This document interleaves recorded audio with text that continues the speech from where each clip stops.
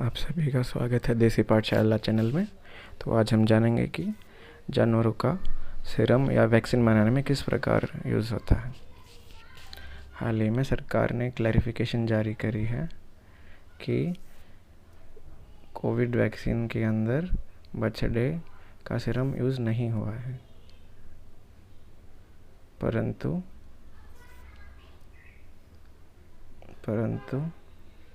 इन जानवरों का उपयोग होता है वायरस और बैक्टीरिया बनाने में, जिसका उपयोग सीरम के अंदर होता है। सीधे तौर पर बात करें तो डायरेक्ट यूज़ नहीं होता, लेकिन जहाँ तक हम जानते हैं वैक्सीन के अंदर इनएक्टिवेटेड वायरस या फिर बैक्टीरिया, जैसे कि वो वायरस जो एक्टिव नहीं है उसका यूज़ होता है।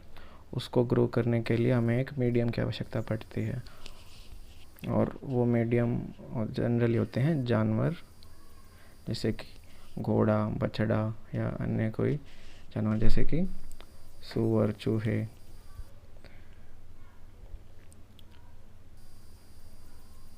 The virus is killed, inactivated before being used in vaccine and injected into human body and is able to trigger immune response.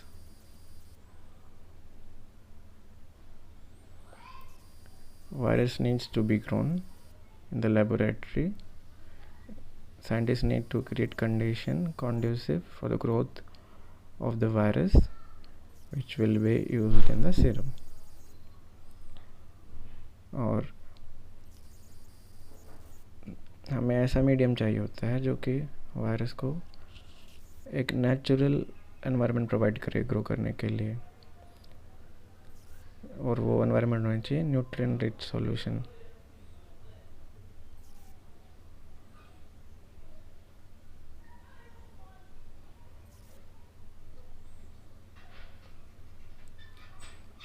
Food and Drug Administration of United States, cow components are used mainly because cows are large animal and easily available, rich in some useful chemicals and enzymes.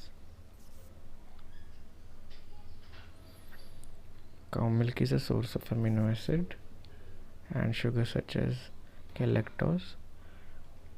Cow tallow derivatives used in vaccine manufacture include glycerol, gelatin, and some amino acids come from cow bones. तो ये article हमें बता रहा है कि गाय से हमें gelatin, amino acid जैसे पदार्थ मिलते हैं, जिनका उपयोग सीरम बनाने में और वैक्सीन बनाने में काफ़ी यूज़फुल है।